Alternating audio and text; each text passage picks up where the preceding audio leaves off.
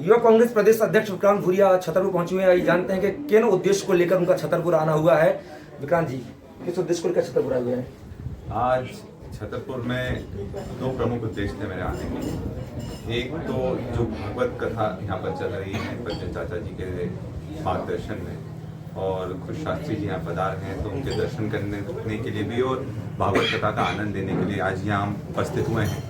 और दूसरा जो सबसे बड़ा हमें दुख हुआ है ये सुनकर कि जो हमारे ब्लॉक अध्यक्ष थे जिनका मर्डर कर दिया गया था और अभी 2 दिन पहले उनके परिवार पर भी गोलियां चलाई गई, तो ये अपने आप में बहुत शर्मनाक घटना थी। और उनके परिवार से मिलने, उनके सुख दुख में साथ में खड़े रहने के लिए मैं आज यहाँ पर आया हूँ। और साथ में आपने देखा होगा कि सारे जितने भी अपने युवा साथी हैं, क्योंकि प्रदेश अध्यक्ष बनने के बाद मैं छतरपुर पहली बार आज पहुँचा हूँ, और ये मेरे लिए बहुत सौभाग्य की बात है कि हमारे यहाँ पर जो कमेटी बनी है और जिस तरह से सारे युवा साथी काम कर रहे हैं वो अपने आप में बहुत अच्छा काम कर रहे हैं। और मुझे पूरी आशा है कि आने वाले समय में जिस तरह के वो आंदोलन करेंगे, प्रदर्शन करेंगे, जनता की आवाज़ उठाएंगे, वो कहीं ना कहीं जनता के लिए और ये विधानसभा के लिए बहुत हितकारी होगी।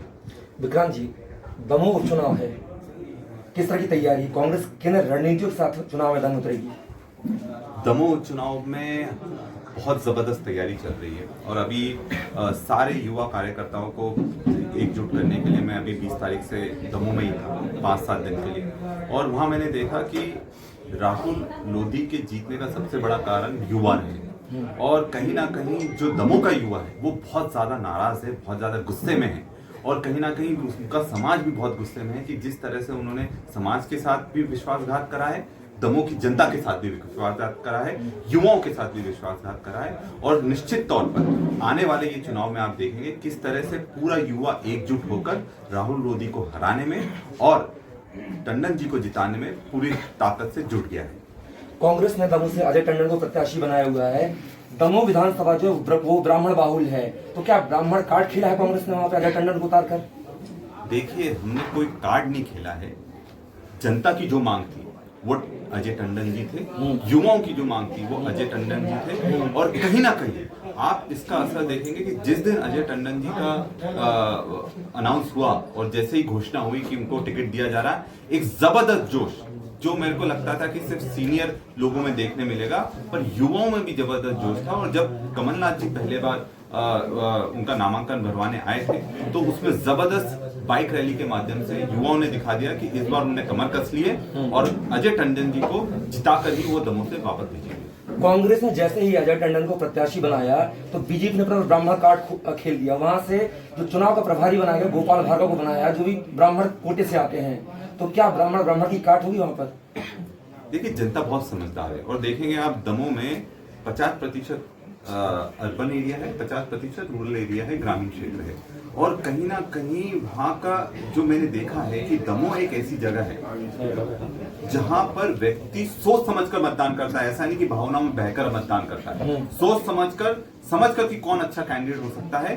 अगर ऐसा नहीं होता तो पिछली बार राहुल लोधी नहीं जीत पाते। जो 800 वोट से जीते वो अपने आप में ये चीज साबित करने के लिए काफी है कि वहाँ के जो मतदाता है बहुत ही ऊर्जावान है और बहुत ज्यादा समझदार है। और इस बार वो अजय टंडन जी के रूप में एक समझदार ईमानदार व्यक्ति को, क्योंकि एक ईमानदारी सबसे बड़ा मुद्दा रहेगी इस चुनाव में, मैं फिर बोल रहा हूँ, क्योंकि इन्होंने जो विश्वासघात करा है, जो गद्दारी करी है, वो जनता भूली नहीं है। और वो कभी भी किसी बिकाऊ व्यक्ति को अपना वहाँ के दमोह का विधायक बनकर चुनकर नहीं भेज सकती। और अजय टंडन जी ये चुनाव जीते हैं और भारी मतदान होगा और भारी अंतर से ये चुनाव वो जीतेंगे। विक्रांत जी, आप जीत का दावा कर रहे हैं, लेकिन उपचुनाव में जो अभी 18 सीटें हुए थे उस पर तो कांग्रेस को उतनी बढ़त नहीं मिली जो मिलनी चाहिए थी।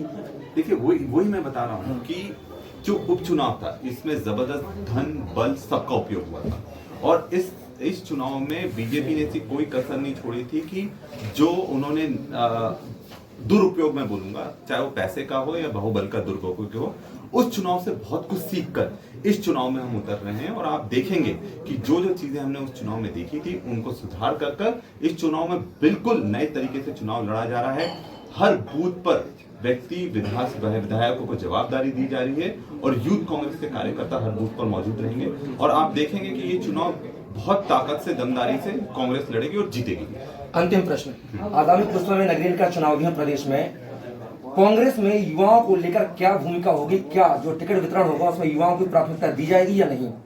देखिए, मैं आज आपके चैनल के माध्यम से बोलना चाहता हूं कि इस बार यूथ कांग्रेस को सबसे ज्यादा प्रतिनिधि मिलने जा रहा है जो आज तक नहीं मिला है। क्योंकि हमारी कमलनाथ जी से भी चर्चा होती है, हमारी दिग्विजय सिंह जी से भी चर्चा होती है, हमें बड़े बड़े नेताओं से चर्चा होती है और सबके मन में यही भावना है कि ये समय कांग्रेस को मजबूत करने का है, उसके भविष्य की नींव रखने का समय है। और निश्चित तौर पर ये चुनाव 2023 के लिए नई युवा ब्रिगेड तैयार करने का चुनाव है। तो इसमें नए लोगों को मौका दिया जाएगा, नए चेहरों को मौका दिया जाएगा और सबसे ज्यादा प्रतिशत युवाओं का रहेगा। आप खुद इसमें जब सारे टिकट होंगे उसमें देख सकते हैं इस चीज को। तो ये थे हमारे साथ कांग्रेस युवक के प्रदेश अध्यक्ष विक्रांत भूरिया, जिन्होंने बेबाकी से अपनी राय रखी, साथ ही दमोह चुनाव को लेकर भी जीत का दावा करते हुए दिखाई दे रहे हैं। बहरहाल नतीजे आने के बाद तस्वीर साफ होगी कि कांग्रेस वहां पर सेंध लगाने में कामयाब होगी या नहीं, ये वक्त बताएगा।